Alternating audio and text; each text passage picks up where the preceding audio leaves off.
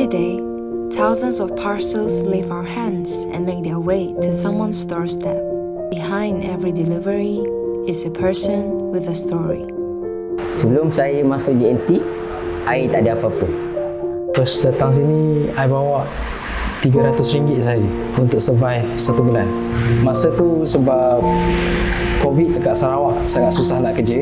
Dulu tak ada kepercayaan diri sendiri, tak ada confident. Okey, dulu bawa 20 pun tak habis. Mula-mula memang tak bagi pergi jauh. Tapi saya cakap maybe this is good change. Benda tu mencabar, tapi saya fikir, buat je lah. The first time hantar barang, when you don't know the place, you don't know where to start, sangat susah.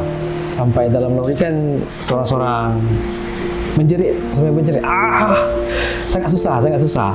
Then I keep going, sampai sekarang lah. Different routes, different customers, different challenges. But every day, they keep going.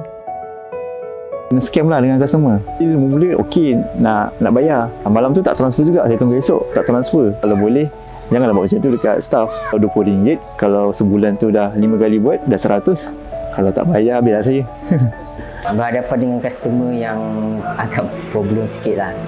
Itu je lah cabarannya. Kita dah sampai depan rumah kan, dia minta cancel, suruh hantar besok. Tiba-tiba dia tak ada dekat rumah, dan kita akan bawa turun balik barang tu pergi bawah tingkat 16, then you need to turun tangga sampai 1. Along the way, the job became more than just delivering parcels. It became about the people they met. Itulah sebab saya stay dalam JNT, sebab kita berkawan dengan ramai orang. You meet a lot of people. Bila dah kerja JNT, saya semakin mudah berkawan lah. Sambil kita hantar barang, sambil diorang bercerita. Nanti dulu Din, singgah dulu makan. Kerja sekejap lagi boleh. Biasa, abang JNT lah, macam tu. JNT bagus dia kata. Diorang usik kita, mana parcel? Benda tu biasa. After years on the road, the journey isn't only measured by the parcels delivered, but by how far they've come themselves. Apa yang saya ada sekarang dan dulu sampai sekarang memang 100% from JNT. Kerja dekat under JNT Express ni, saya dapat beli kereta.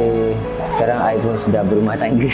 Bagi diorang build career daripada bawah sampai atas. JNT ni macam ibarat rumah kedua saya lah. Jangan give up, jangan malas, selalu pergi ke depan lah. Hai, aku Nazmi, hari 4514. Saya mewakili SGR 445. Ucapan happy anniversary ke-8. Happy birthday JNT. We together, better future. JNT boleh!